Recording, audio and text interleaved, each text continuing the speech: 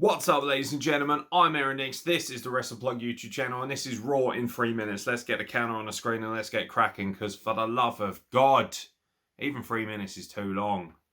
Raw opens with the retaining WWE Champion Bobby Lashley. He's got champagne, he's got birds, he's got MVP, and then New Day come out and say, did someone say toast? And then they start throwing toast at him. What the hell is that? This is what it's come down to. The number one contender throws toast at the heel champion. But he's not a heel champion, is he? Because he actually beats everybody who's in his path. And it's the New Day who keep taking the fucking piss, throwing toast at him, talking down to him and MVP. Xavier Woods being extremely rude on the mic. But Hell in a Cell main event, because USA Network went, yeah! How come Fox gets everything? We want Hell in a Cell too. Yeah!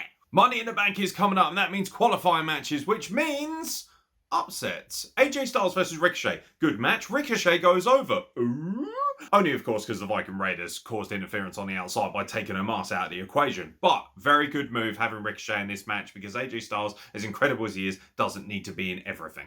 The bigger upset for me, however, John Morrison beating Randy Orton. What the literal shit is going on there? RK Bro, is there malfunction at the junction, or is there something more at play? Maybe Randy Orton is suspiciously proud of Matt Riddle, because Matt Riddle goes on later in the night to beat Drew McIntyre. Another upset. If there's one thing you have to give Raw credit for, especially this Raw, they have at least tried to move the needle in a different direction. And that's probably because fans are going to be back in the arena for the pay-per-view that is Money in the Bank.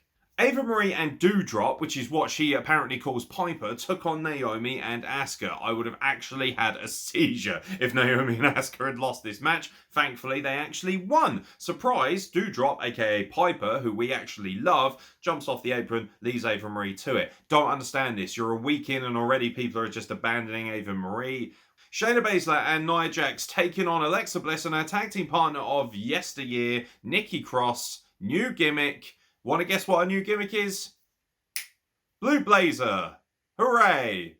Nothing distasteful about this whatsoever. This is some cheap shit, man. Whoever came up with this idea needs a fucking slap. Oh wait, it's Vince McMahon. Vince McMahon, can you hear me? If I get the opportunity, I will slap you across your stupid, archaic old face, you massive, perverted, cock-waffling wank pheasant.